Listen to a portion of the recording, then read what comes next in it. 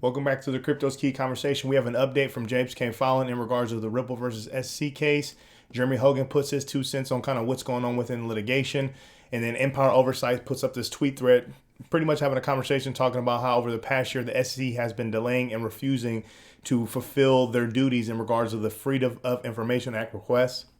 We have a major update from Coinbase and BlackRock that we're going to talk about. Pomp has a discussion on it, and Digital Asset Investor puts his perspective on kind of what's going on. And then we're going to end on these two videos from Wheezy X. This is Joe Lubin and this gentleman here. And then Digital Asset Investor, I put up this video talking about know what you hold. Quickly come over here to CoinGecko. We're currently sitting at a $1.1 trillion market cap, currently down 2.1% for the day. Coming down here, Bitcoin sitting at 22,562. Ethereum sitting at 1,596. Coming down here, XRP is sitting at 37 cents. If we look at the 24-hour gainer, flows up 43%. Look at that straight rocket up. Engine Coin, man, I haven't seen that one in a while. It's up 7.1%. Chili's is up 5.8%. And so on. Coming over here to the Bitcoin Fear and Greed Index, we're currently sitting this still in fear range. We're at a 30. We're down 4 points from yesterday, but still, positive and optimism within the market. Even though there's still a lot of uncertainty and a lot of negative things still happening, it's still good to see us outside of this extreme fear range. Starting with James K. Fallon here on the update, he had put this up on yesterday at 4:30 p.m. It says Ripple defendants request permission to serve non-party subpoenas to authenticate videos of 7 SEC officials' public remarks in connection with previous RFAs. SEC will not consent, and SEC seeks to reopen discovery. Fred Rispoli down here says this is the kind of garbage that pisses off judges. Fights that have nothing to do with merits. Unless Ripple is totally mischaracterizing SEC positions, highly unlikely.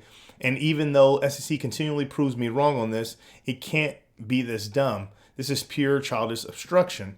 XRP Crypto Wolf says SEC won't comply with anything that the judges order them to do. When are the judges going to punish the SEC and show them who's boss in the XRP lawsuit? And look at what Wheezy X had put up. It says these people ... I don't know how the judges are pissed off by now with this GIF here.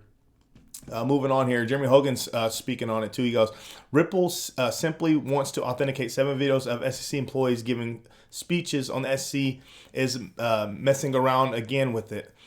I said that completely wrong. Ripple simply wants to authenticate 7 videos of SEC employees giving speeches, and the SEC is messing around again with it. The SEC played games and responding originally last year. Authentication is standard stuff in litigation and should not be this difficult. So he put up the screenshot here with these highlights. This is from Sarah Netburn. Says, nevertheless, the SEC refused to admit or deny the authenticity of the recorded statements, responding in conclusory fashion that the information known and currently available is not sufficient for the SEC to respond. Rule 36 requires more, and nowhere does the SEC state in detail why cannot truthfully admit or deny the authenticity of the recordings after reasonable inquiry. So he continues down here, says, also on a personal note, I hope that Ripple gets the videos authenticated because 3 of them are from former Commissioner Robert Jackson, and Judge Torres needs to see his videos just for entertainment value. So and then he put up this screenshot right here. And we've, if you've been watching the channel, we've seen some of the conversations and some of the dialogue that's been happening within his interviews and stuff that he's been a part of. And then XRP Crypto Wolf says, why is the SEC being difficult over the littlest things? Clowns. I mean, literally, we all feel that way. Empire Oversight put this up too. It says Empire Oversight files amended complaint and lawsuit against SEC. Says, for the past year, the SEC has been delaying and refusing to search for documents regarding conflicts of interest by top SEC officials, specifically communication between those officials and individuals and entities with interest in the SEC's cryptocurrency enforcement agenda. At the SEC's request in February, Empire Oversight provided a list of names to help locate responsive communications with SEC officials, but the SEC then refused to conduct reasonable searches for those names. Resisting basic transparency about its senior official communications. Quote, the SEC has flat out refused to conduct a reasonable search despite the concessions we've made to narrow and clarify which names could be used as search terms to find responsive documents. And that was from Jason Foster, who leads Empower Oversight. But clearly, I mean, you could see the Gary Gensler and the SEC's tactics. They're not trying to be transparent. They demand everybody else be truthful and transparent, but they can't follow suit. And they're definitely not protecting, the investors. They're protecting their incumbents and their agenda. And it's quite evident. We have some massive news within the crypto space. This is from Coinbase. It says, we are proud to announce a partnership with BlackRock. BlackRock's allowing clients will now have direct access to crypto markets through Coinbase Prime. And I think BlackRock has like 10 trillion or 11 trillion dollars under management. So this is absolutely massive. Even Pomp puts up something here. It goes, BlackRock is partnering with Coinbase to increase the institutional adoption of Bitcoin.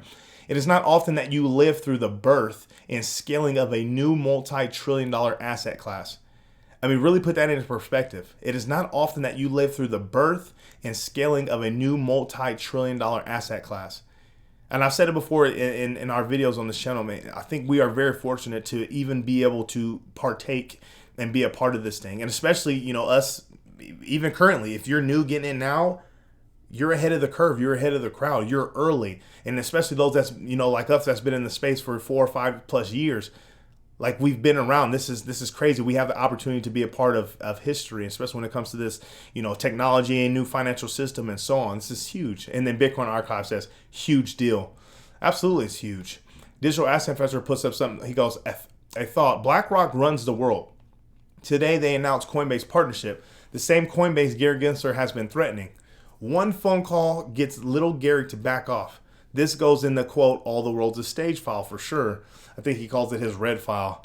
Yeah, quite interesting, man. It's crazy, but that's absolutely massive news there. So that's huge. Coming over here, WheezyX had put up this video. He goes, feel like getting pissed off or PO'd? Watch this. So let's take a listen to this. This is Joe Lubin. But you did refer to Ethereum as the base layer, right? So there's this vision that Ethereum, we need to have one blockchain at the base of that? Or? Currently, there are 2 platforms that are maximally decentralized and that are really focused on defining all the dimensions of decentralization, from number of nodes to number of people controlling the nodes to number of legal infrastructures that those nodes are all located in different nations to power grids that all those nodes are located in, to the developers, to different kinds of governance systems that are associated. So define all those things, measure decentralization, and you've got Bitcoin and Ethereum. No other projects are really that focused on decentralization. So those are the 2 current candidate-based trust layers, and you can't program very well on Bitcoin. Those are the only 2, right? Yeah, good one. Moving on here, Digital Asset Investor puts this up. He goes, know what you hold. Quote, one ledger for all the value in the world. So I think this was an interview that had taken place, I want to say years back, and I can't remember what date. I think someone said something about the date. I can't remember what date this was, but I think this was an interview that happened a while back, if I'm not mistaken. But let's take a listen in. I remember when I was playing the poker game and somebody described what Ripple was to me. And I felt like Moses coming down and saying, well, there's this concept of a universal ledger, one ledger for all the value in the world. And it has both the new form of value, but it also has a representation of the old forms of value. And that sweeping statement and scope, I mean, I didn't think I was going to go back into the workforce. That's probably the last time in the last 20 or 30 years where I said, well, I got to go down and meet those guys and talk them into giving me a job because I want to be part of that grand experiment. Yeah, that's huge. One ledger for all the value in the world. Absolutely massive. And it's just kind of a waiting game to see what happens. Let's take it step by step, get through this Ripple lawsuit, Ripple versus SEC lawsuit, get the clarity, Ripple and XRP needs, and get the clarity that the space needs. We get some regulations, get a spot Bitcoin ETF, obviously the incumbents or the banking system setting up their custodying, and whatever else needs to happen to allow the space to be innovative and let the space be prosperous needs to happen. It's just kind of a waiting game. But that's the update. I want to apologize. I'm kind of all over the place in regards to my talking, man. I was hooping today and I had excessive dry mouth. And even now, drinking so much water, having chapsticks on my lips and stuff, man, I'm still super dry. It's awkward. But I hope you appreciate this video. I'm going to keep bringing you content. Make sure you come to the Crypto is Key Conversation YouTube channel. Subscribe. Follow us on Twitter at CryptoIsKey1. Excited to bring you content. Excited to continue to grow our community here. With all that being said, stay strong out there. Be safe.